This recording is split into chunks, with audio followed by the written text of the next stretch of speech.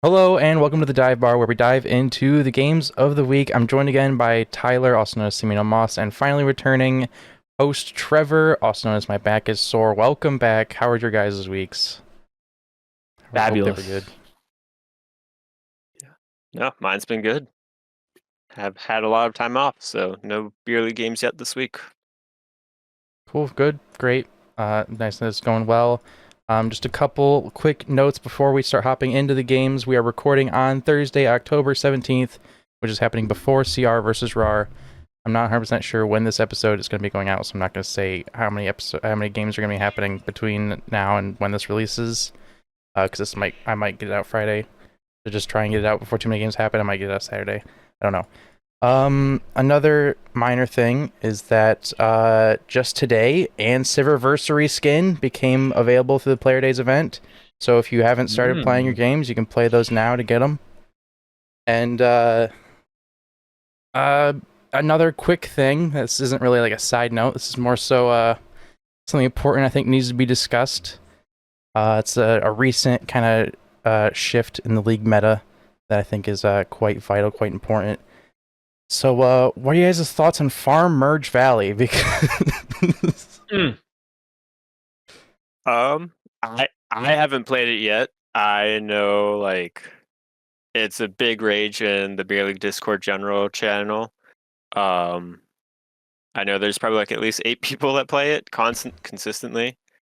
And I'm all for it. Play that game. Don't focus on league. It's not going to bother me one bit. But I'm glad that people are branching out, and I know that really helps Zesty Queso form some friendships because he's really tired of playing League and he always wants to, build a community outside of League. So I think it's good for him. Yeah, similar. Never played it, but my team takes beer league very seriously. So if I catch any of my players playing it and not playing League of Legends, there will be consequences, and people will be benched, and we will be picking up new players. So just a PSA. yeah, I've never seen that one happen before. Yeah, my thoughts on Farm Merge Valley are that I hate the entire merge genre, and but that's whatever.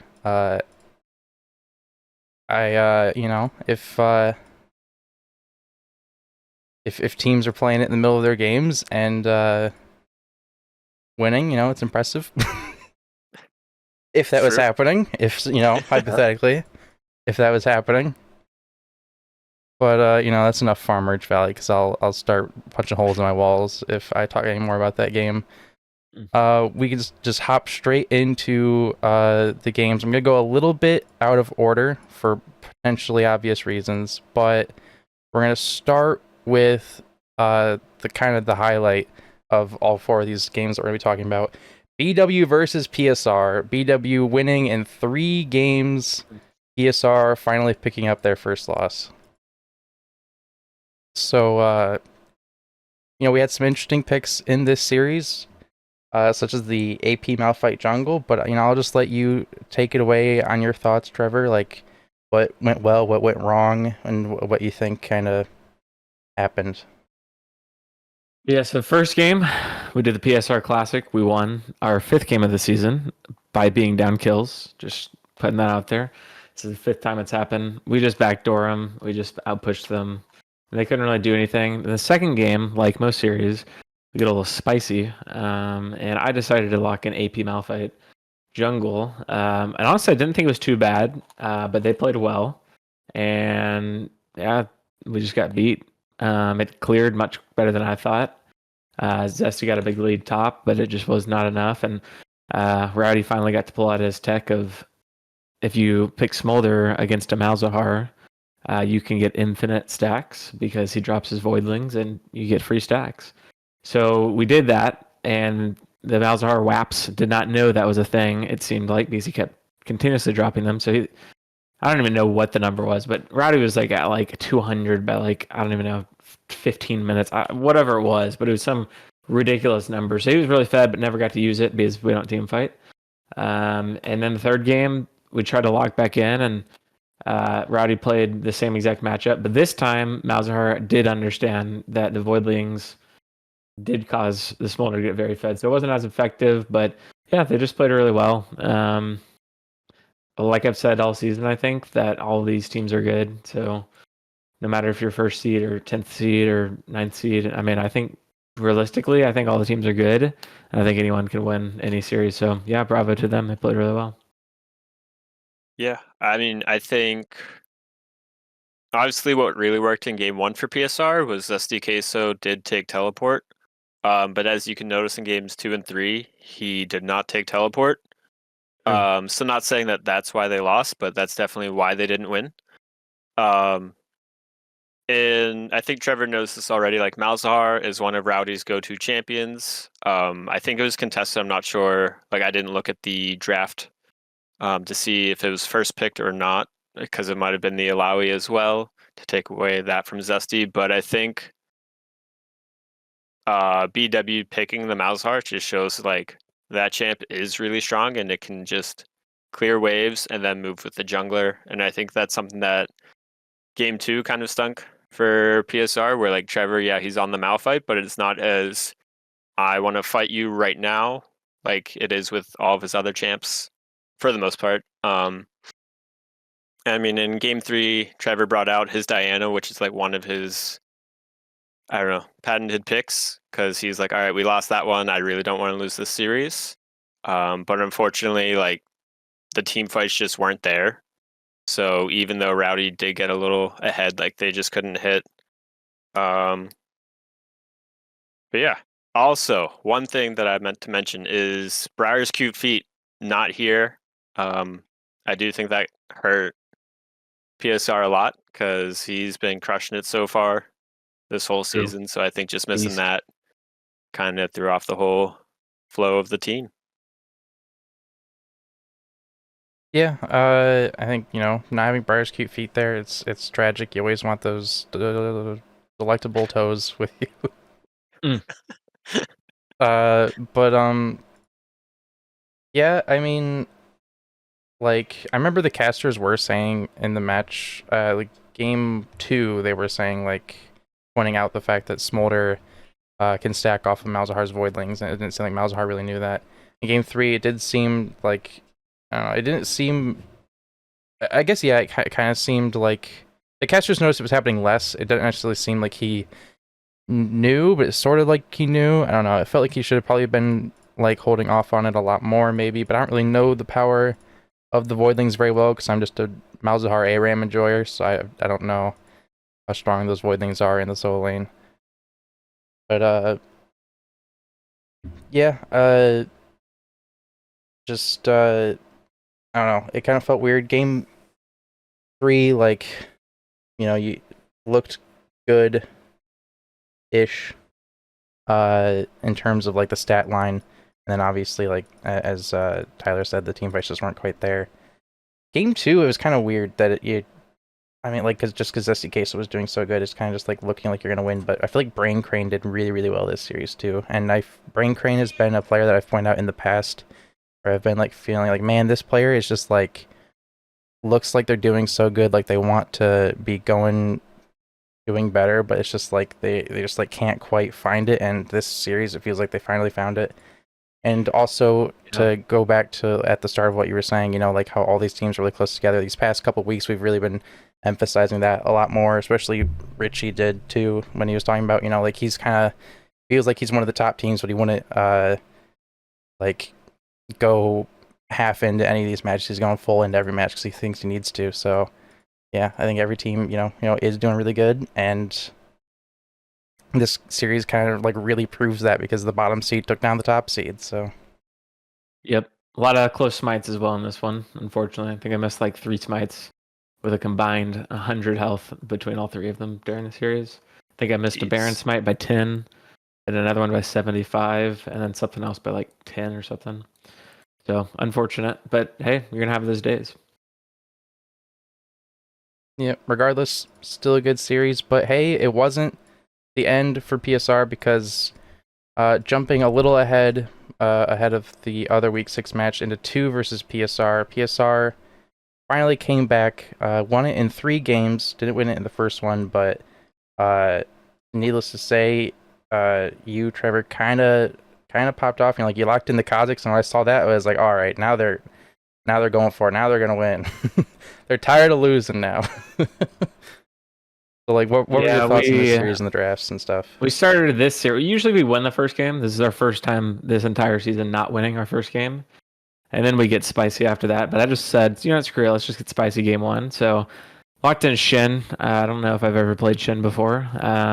And decided to do the supportive Shin jungle, which it felt pretty good. Like the ults were useful, huge shields.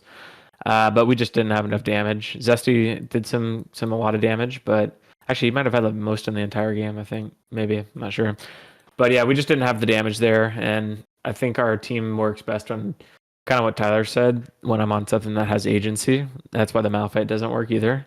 And Shin just doesn't really have agency. So after that, we said, okay. And we weren't going to lose to 2 because 2 is, an interesting team. They have a lot of fun. And Slammer Jack is just not good enough to beat us. So I was like, all right, fine. I'll lock in an actual champion this game. Locked in Kazakhs. We saw what happened. And then game 3, we just did the exact same thing again and used our TPs this time. Backdoored them at some point and got the Nopa Nexus, and that was pretty much the game. So, yeah. And another way, I clearly have to show it. You already know I'm wearing it, so. Yeah, I thought I recognized that shirt. There's 2. Complete. It is complete.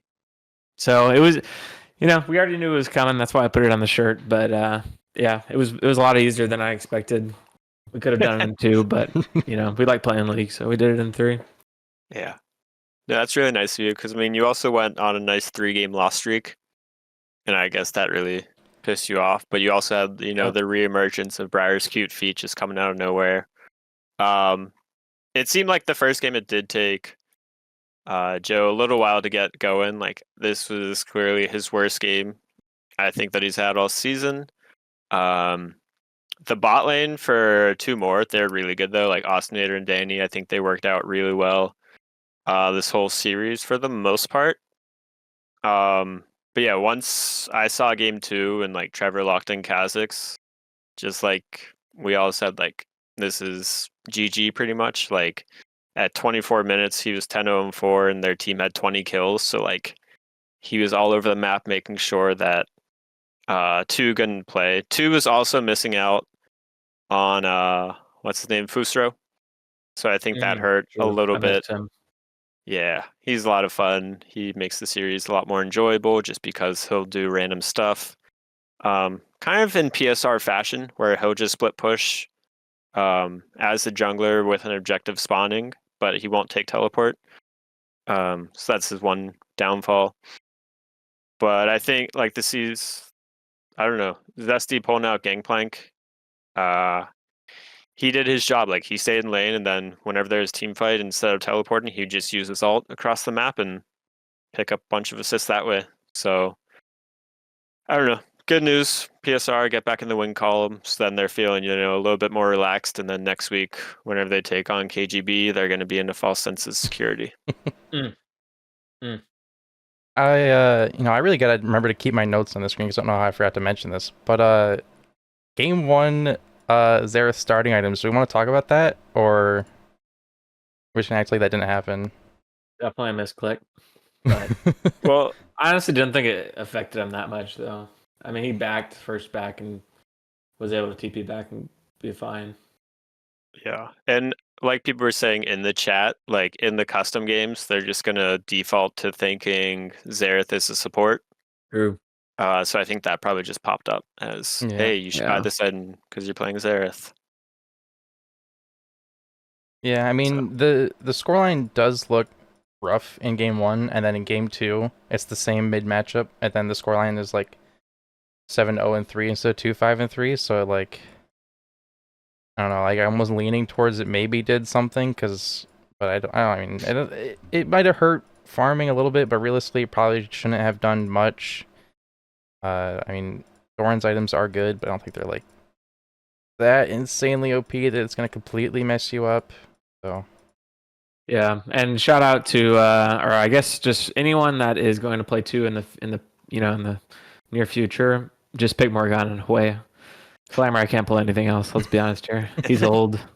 Although his Vel'Koz in game 3, like that was looking really good. I meant to give him props for that. Like he was doing some stuff there. He went 7-3-5 that game. There's one time at his outer turret where he was 1v1ing Rowdy, and you can see Trevor in the bush by Wolves, I believe, just watching. Just wanted to get a front row seat and missed a spear where Slamurai lived with like 2 HP. It's literally a centimeter out of range. It was so sad. Yeah. So Slamurai did really well, I think, on the Vel'Koz and on the Hue in game 1. Yeah, no, all jokes aside, the team's good. I mean, I still think they're a top team, but yeah, it'll be interesting to see how they adjust. I think Lynch Draco is a great player, so I'm sure they're glad to have him. And I mean, Fusaro is definitely, no offense to their sub, but I don't think he's a Fusaro. Fusaro is a very good player, so I think they're a very strong team, especially with Fusaro. So I'm excited to rematch them at some point. Yeah, definitely some exciting matchups to look forward to in the playoffs. But with that, we're kind of wrapping up the PSR saga for this episode. Finally the downfall and the comeback, the rise back up. Thank goodness Trevor was able to cross that name off the shirt, or else it might have just been a bit of an awkward shirt. But now we're gonna hop back to a rather unfortunate series, to say the least. Week 6, 2 versus LS2, winning it in 2 games. And this one was like really, really rough for LS because game 1, LS didn't even manage to get a kill. It was 5 kills total in the series. Rough. Yeah, it was definitely not LS's best performance. This, like we regularly say, like, teams are always, even if they're at the bottom, they're looking good. But this is like the one time where a team at the bottom was just really having a rough week. Yeah, and I think you could say like 900 Slimes was running it down, but he went Yomu's on his Scion, so I think that was part of his game plan. And even though he did go 0-7, he did something that tilted to, I think, a lot more than they would have expected, is he got 1 turret in the game, which made it so 2 more didn't have a perfect game. So that was one thing that I definitely noted down. So 900 Slams, good job on that, making sure that there's no perfect games in Beer League this season. Jubilee also didn't die that game as ADC on Jinx, so that was kind of surprising to just pop up and see that stat line. Yeah. I'm just surprised that LS can't pull it together. I mean, Blue Metal's a great player. Jubilee has always been a good player in the beer league. I don't know much about Jimmy Jenkins because he is a rookie, but 900 Slimes, we know, he probably deserves to be on our team, but somebody ended up on losing streak. But I don't know. They have a lot of skill, but just doesn't seem like they have the chemistry. So, but they still got a shot. So, season's not over yet. No. And Awesomenator and Danny Phantom, like, again, they did perfect bot lane. No deaths throughout 2 games. I know there weren't many deaths to go around, but like they crushed it. Yeah, I was just having a look back at some LS's previous matches, just to like have a quick glance at the score lines, and it's like, yeah, all the players have done like good before. Like they might have been losing their games, but the players were doing well in those games, especially the one against PSR. I feel like they had some of the best score lines there, actually, weirdly. But like, yeah, Jimmy Jenkins, I think he's more of a recent jungler for 2. I don't know if it was like a sub situation or what. For LS? Yeah, sorry, for LS, not for 2. Yeah. So I don't know if that was like a more recent sub or something, or if they did some swapping. I don't know. I don't keep up with the roster changes fully, but he did pretty well too in his matches, even though he only had like 1 or 2 before with LS. So yeah, they're all like pretty good players. I don't know like why they struggle so much against 2. I don't know if 2 just like outdrafted them, if it was just something about the patch or what, but it just, it was rough. Definitely just a really rough match. Yeah, Morgana mid again for Slamurai. Like, as Trevor said, there's not much that he plays outside of Morgana. Yeah, So, Slam Right Jack is definitely like the one person that really makes Morgana look like a demon. Because like even when you were picking it away from Slamurai in your series against them, Trevor, like I mean the support Morgana didn't look bad. And obviously support Morgana is not gonna look as good as mid Morgana, but still Slamurai Jack just makes it look so much like crazier. So it's definitely you kinda want to keep the Morgana away from him. But it does seem like losing streak we're just trying to purely ban out Lynch Draco, it looks like now that I'm looking at the bans. Like it's a yeah. Cho'Gath, Darius, Garen, Gwen, Alawi. So I wonder if Mm. maybe it was just too much focus on Lynch Draco there, and not enough balance across the entire team. Yeah, I would say so. I don't like those bans. Nope. Yeah, maybe it was just kind of an issue with the drafts, and hopefully they can improve on that. Because before I hop into the last match, I'll just say really quick. I was like looking at the schedule earlier and like the amount of wins teams would need to like see if there's any teams that are like eliminated from playoffs. But like every team has like honestly a really good chance to make it to playoffs at this point because I think like 4 teams still have 5 teams still have 3 games left. 2 teams or maybe 6 teams. I can't remember. It's a bit of a weird count at the end because of KGB and 2 still need to play a match. Okay. But most teams just have 3 matches left. Well, I guess most teams just have. Well, no, most teams just have 3 matches left. A lot of teams, some teams have 2 matches left. Some teams have a little extra. But yeah. So because of that, and because all the score lines are so close in terms of like the team win loss records, every team has a really good chance of making it to playoffs. And honestly, if you can just make it into playoffs, and the entire season doesn't matter because it's like a restart. Ooh. It doesn't matter how many times you lost. It all matters now is how many times you win. So, but with that, with LS's tragic loss, especially after being a guest on the dive bar, just throwing away the dive bar buff. We're Forgot gonna about hop that. in. We're gonna we're gonna hop into IQ versus HH from week 7. HH did not win this one. IQ won this one in 2 games. Kind of expected. Reheat, as usual, just going crazy. I swear there's not like a single game where this guy doesn't go crazy except for when he plays against PSR. True.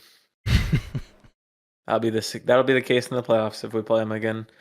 But like I told ABW, we'll see if they make the playoffs, even though they already have. But I don't So, know. It was typical 1 IQ game. Like every lane, hold yourself, and then wait for Richie to kind of carry you in the late game. HH had a really good early game though, I think, especially playing toward bot side. I think Layla was able to pop off with Burrito, or Buttrito, my bad, and just play that really well. I think if I'm remembering this one correctly, like it was game 1. No, game 1 was just Richie. Never mind. But like game 2, there's a big fight at Grubs at 13 minutes, and I think it was like a nice clean sweep for 1 IQ, and I think that really just gave them enough of a lead to where HH couldn't make a comeback. And again, like Richie, he just secured 20 kills that I think could have gone to Super Noob or Wandering Monarch. But Richie's kind of like a selfish player. So he just took all the kills for himself because he doesn't want anyone else to be in his limelight.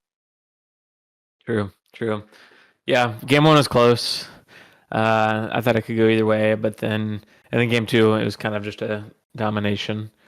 But HH is just another team that just I feel like they have a lot of talent, but they just have not been able to get it together. But yeah, I mean, 1IQ looked really good, so props to them. The cast was really fun to listen to, so shout out to the BW boys. And yeah, I mean, I would say it is not a surprise that 1IQ won, but yeah, someone's got to slow down this Reheat guy because his KDAs are looking way too good. I don't know what's going on. yeah, he's definitely been just every single week popping off, every single week contesting for Player of the Week. So definitely just a massive threat there. And well, since I mentioned it, how about we hop into it? Player of the week. So for this week, I went for Brain Crane because I thought he did really, really well in his matches against PSR, and I feel like for me, when I was like looking at it, I was like, I almost have to give Player of the Week to like somebody on the team that beat PSR, just because they are the team that beat PSR. So that was like my first kind of thought, and then looking at it, I was like, man, Brain Crane, he's been popping off, and as I said before, in previous weeks, he was always looking good, but just not quite finding the win. So now that he was finally able to find the win, it feels really good that I'm able to give him Player of the Week. Yeah, Solid choice. I actually went with Brain Train as well. Not because they beat Trevor's team, but I feel like for the past few weeks they've done really well. And I think without them, I think the series goes a little bit differently. To where Rowdy Fan is able to carry on the Smolder and like help close out those late game team fights.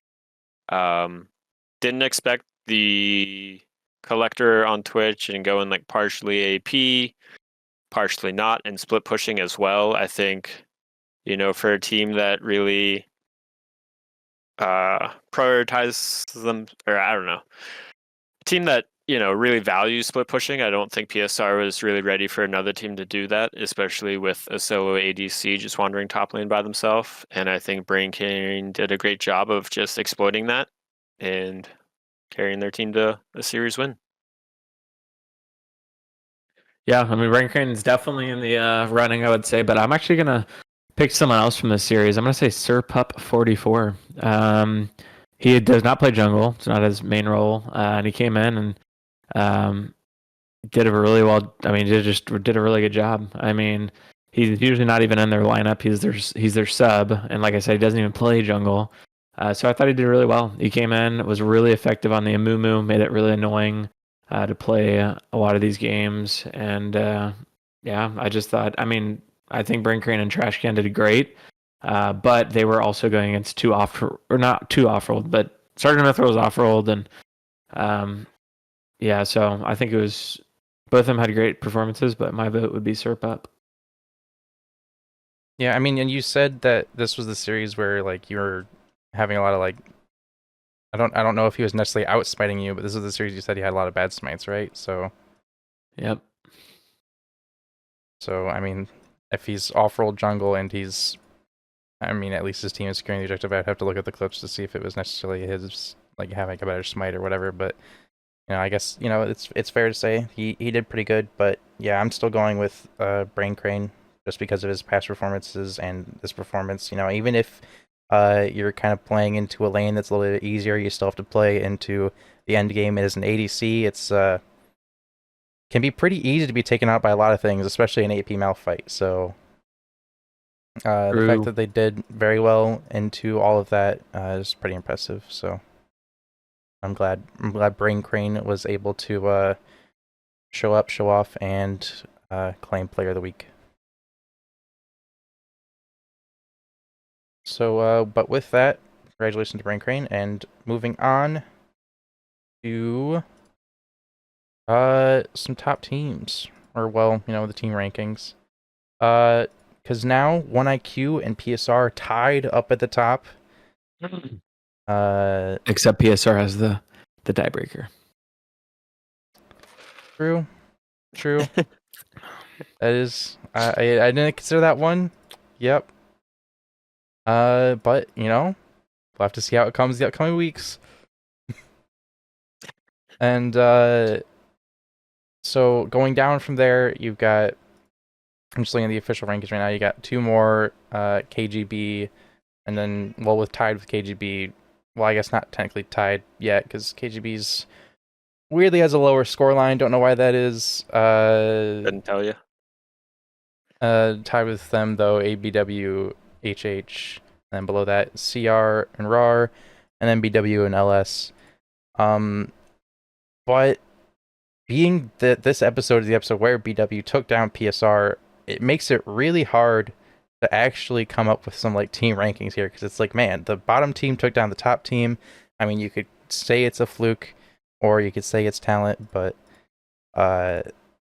It's just crazy. I think that like this episode out of all is kind of has me leaning more towards like I kind of used to think that BW and LS might have been a little bit below everybody else. I mean, to be fair, LS did look below everybody else in this week specifically, but in past weeks, not really.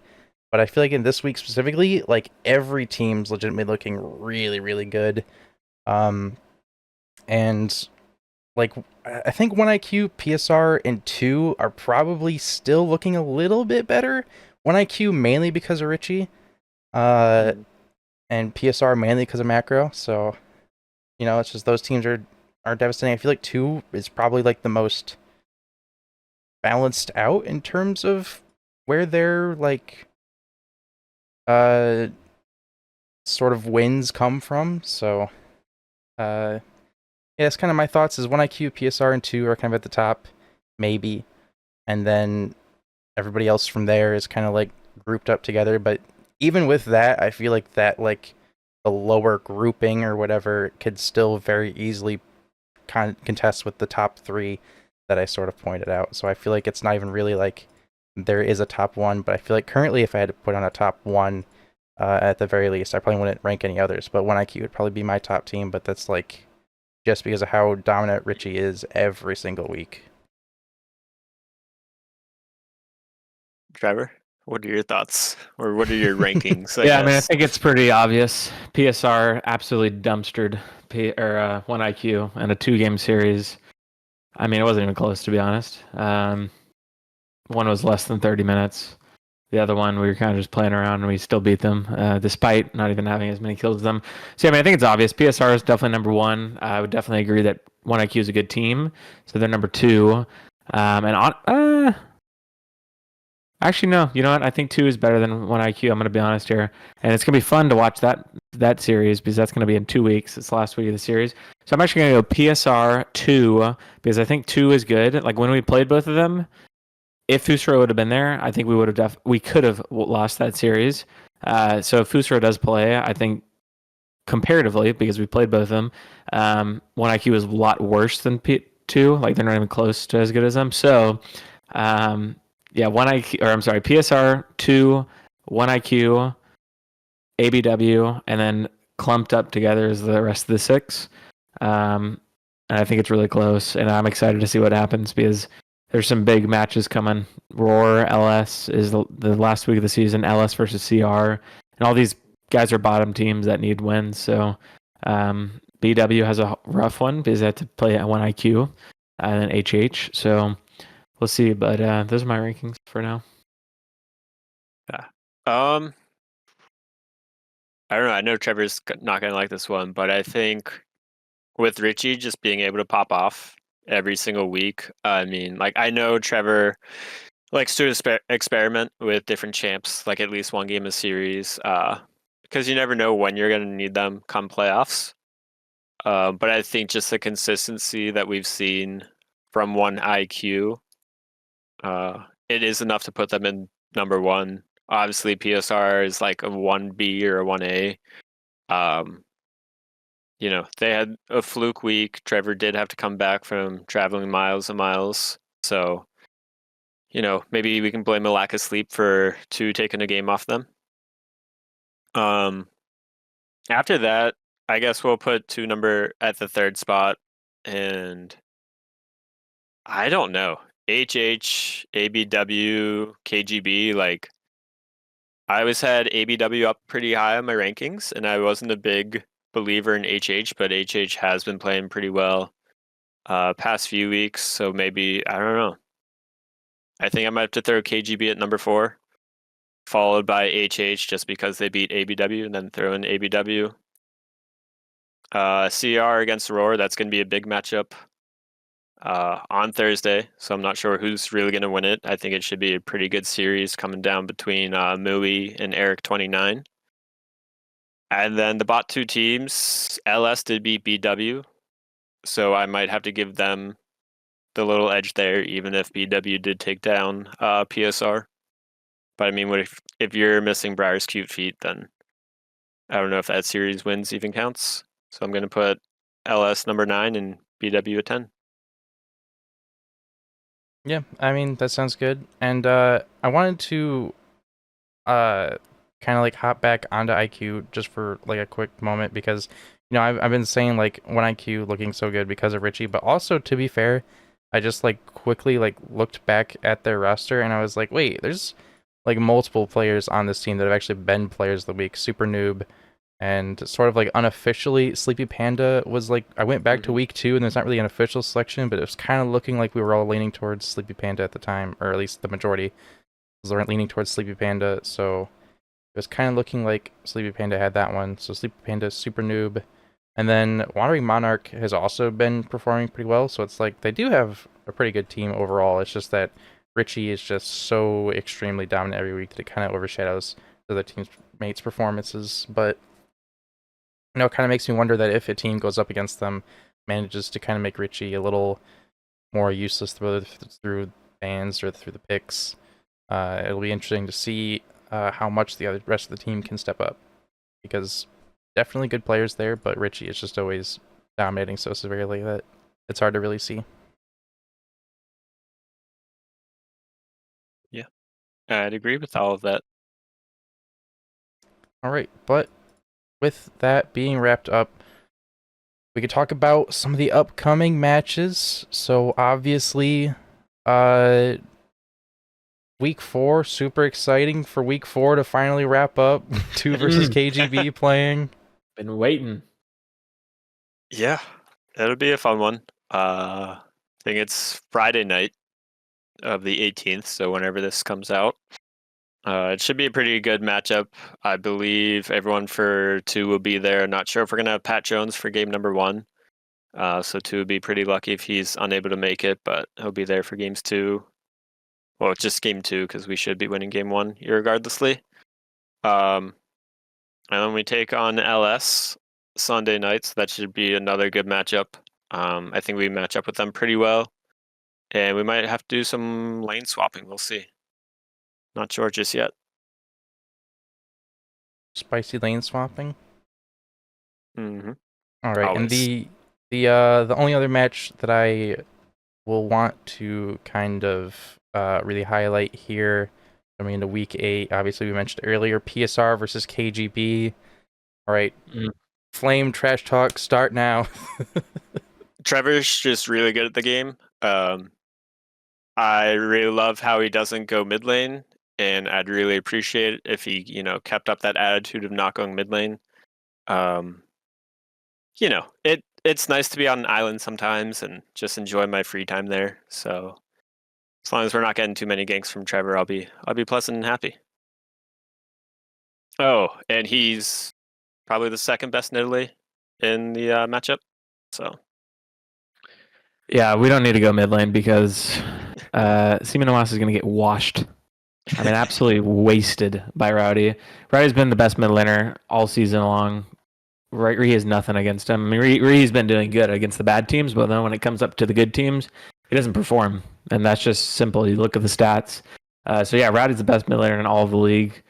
He's very versatile. He can play any. I mean, he plays top laners, mid lane, Garen. He can play wave clear. I mean, he can play so many things. So it's not even going to be close mid lane. They got a washed up jungler in the bot lane that's just going to get absolutely dumpstered by Briar's Cute Feet and Mr. Sergeant Mithril. So I don't know. I mean, there's really not much to say here. I mean, the top lane matchup, we already know how that goes. We got the best top laner in the league as well, which is crazy to have, the 2 best solo laners in the league on the same team. So that's pretty cool. And then, the best jungler, apparently. I don't know. Easy Eddie. I never met the guy, but I feel bad for him because he's going to see me in his jungle the entire game, and his team will be trying to help him, but not successfully. So I'm excited to get another win. But really, it doesn't mean much to me because what are they, like 6th place or something? I'm not even sure. They're pretty far down there. I'm not sure. So look forward to it. Be 3rd place after Friday night. So looking forward to it. All right, I love it. I love it. Every other week I think one thing for this week is I think Trevor's going to play like some actual junglers because he's going to be, a little afraid of Pyroam playing support in Italy and invading him. So Emo, first game, calling it right now. All right, we'll be ready. Whoever can pick Emo first. FEMO Tuesday. You don't want Wemo Wednesday? Maybe FEMO Friday. Maybe Friday. Oh. I don't know. It's looking like a Sunday Oh, as of a what I SEMO last Sunday. checked yesterday. Yeah. No, I'm glad that went the way it did, because every other weekend I've tried to get these teams to flame each other. They just start complimenting each other, saying each other are great. And I'm like, gosh. They're not even just bad at League. They're just bad humans. I mean, straight up. I mean, we are going to destroy it. Now I'm kidding. It's true. No, I mean, it's true. We're not the best people, which is why we play in the beer league. It's full of degenerates. Yeah, I'm they only excited. Fun team. tip 20% instead of 25%. We don't even tip. We just dine and dash. So, Wow. yeah. All right, well, that'll wrap it up for this week of the Beer League. Thank you so much for watching. If you want stats, you can find them at blstats.carrotbite.net. If you want the official rankings, because my rankings are just based on wins and losses and not coded with all the points and stuff in mind and the ties and whatever, go to the beerleaguelegends.org site. And you can also see the upcoming schedule there too, so you can yourself look at what teams need to win what games in order to make it into the playoffs. And you can also find links to everything else there. And I don't think I'm forgetting anything else. Thank you for joining me every week, Tyler and Trevor. It's so great having you guys on, and you guys are always funny. Thank you to the previous guests. Even though I said it then, I'm going to say it again. You guys were amazing and great and funny. And thank you to everybody in the Beer League for being amazing casters and amazing players, creating fun games to watch in terms of both the gameplay and the casting, going with the gameplay. So with that, have a good week. See everyone. Peace.